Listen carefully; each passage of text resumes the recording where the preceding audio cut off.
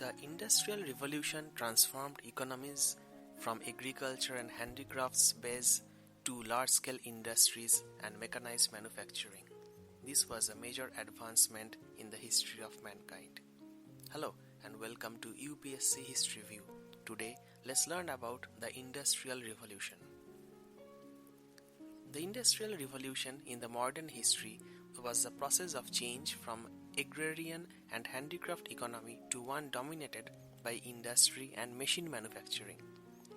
These technological changes introduced novel ways of working and living and fundamentally transformed society. This process began in Britain in the 18th century and from there spread to other parts of the world. Although used earlier by French writers, the term Industrial Revolution was first popularized by the English economic historian Arnold Toynbee to describe Britain's economic development from 1760 to 1840. Since Toynbee's time, the term has been broadly applied as a process of economic transformation than as a period of time in a particular setting. This explains why some areas such as China and India did not begin their first industrial revolutions until the 20th century, while others such as the United States and Western Europe began undergoing second industrial revolutions by the late 19th century. A brief treatment of the Industrial Revolution follows. The main features involved in the Industrial Revolution were technological, socioeconomic, and cultural. The technological changes included: number 1. The use of new basic materials, chiefly iron and steel.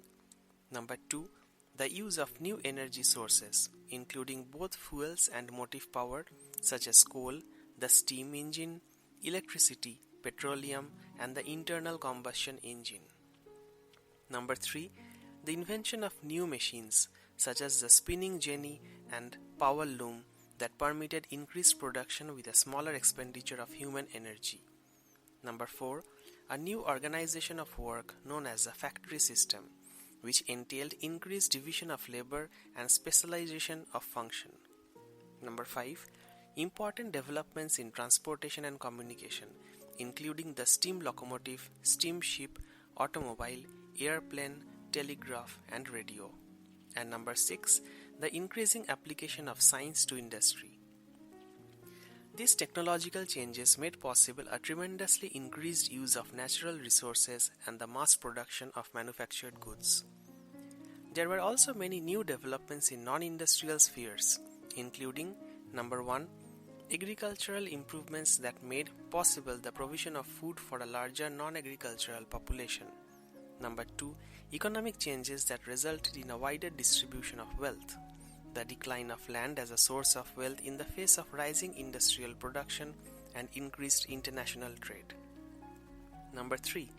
Political changes reflecting the shift in economic power, as well as new state policies corresponding to the needs of an industrialized society. Number 4. Sweeping social changes, including the growth of cities, the development of working class movements, and the emergence of new patterns of authority. Number 5. Cultural transformations of a broad order.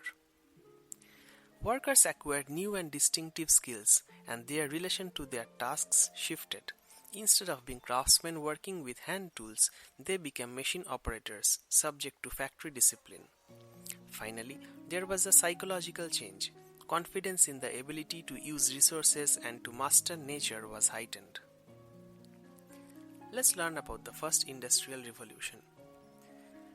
In the period 1760 to 1830, the Industrial Revolution was largely confined to Britain. Aware of their head start, the British forbade the export of machinery, skilled workers, and manufacturing techniques. The British monopoly could not last forever, especially since some Britons saw profitable industrial opportunities abroad, while continental European businessmen sought to lure British know-how to their countries.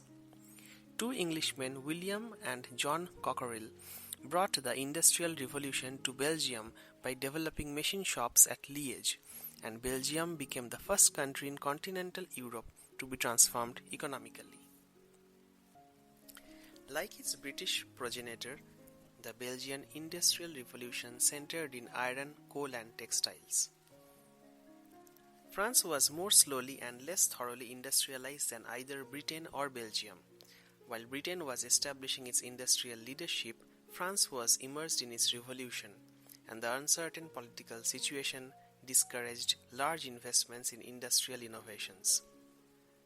By 1848, France had become an industrial power, but despite great growth under the Second Empire, it remained behind Britain.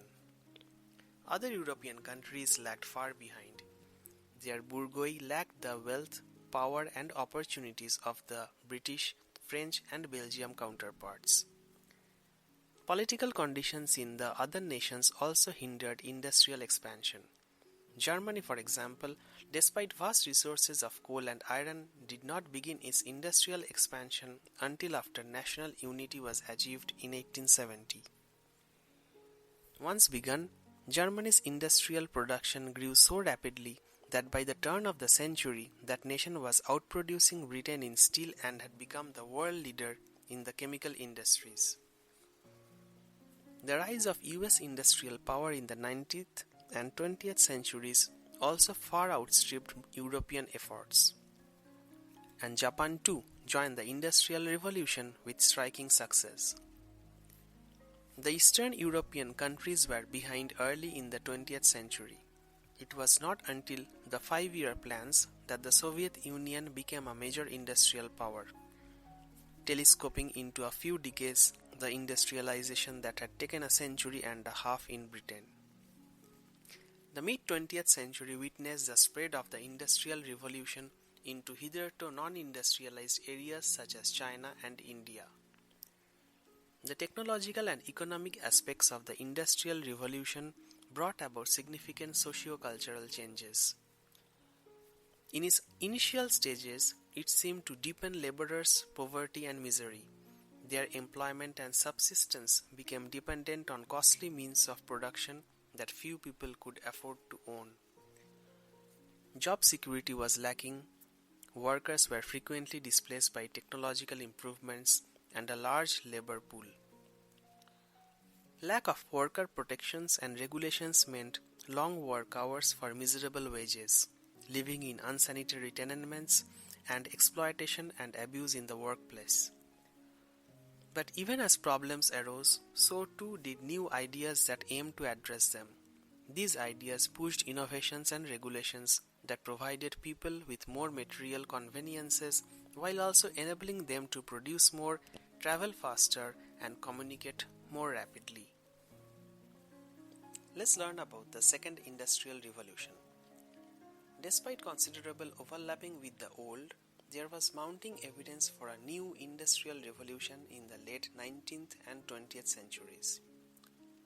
In the terms of basic materials, modern industry began to exploit many natural and synthetic resources not hitherto utilized, such as lighter metals, rare earths, new alloys, and synthetic products such as plastics, as well as new energy sources.